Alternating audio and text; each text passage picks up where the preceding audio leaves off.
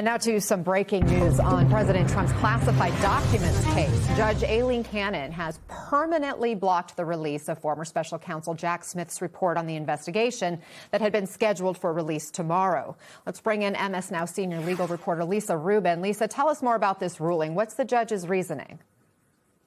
The judge has a bunch of different reasons, Anna, but you'll recall that this case was dismissed in July of 2024 when Judge Cannon found something that no court had ever found before, that essentially the special counsel was unlawfully appointed and had been unlawfully appropriated money by Congress. And on her reasoning, that meant that the indictment against then former President Trump and two of his personal aides at Mar-a-Lago had to be dismissed.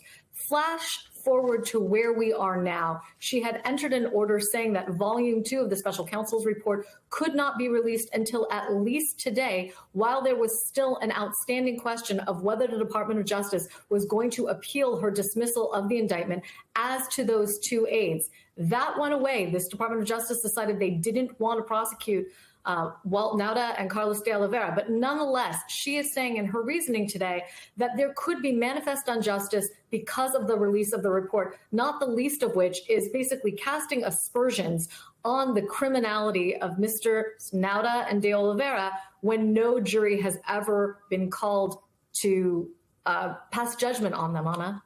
So what does this mean then? Does it effectively shut down or close the door on the public ever seeing what was in this volume 2 report?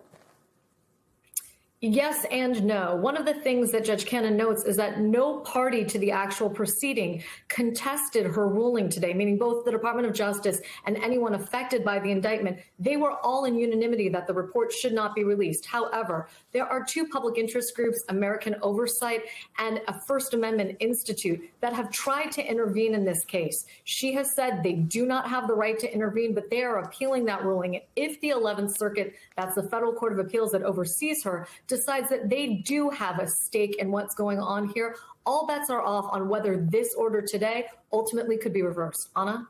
Lisa Rubin, thank you for the update.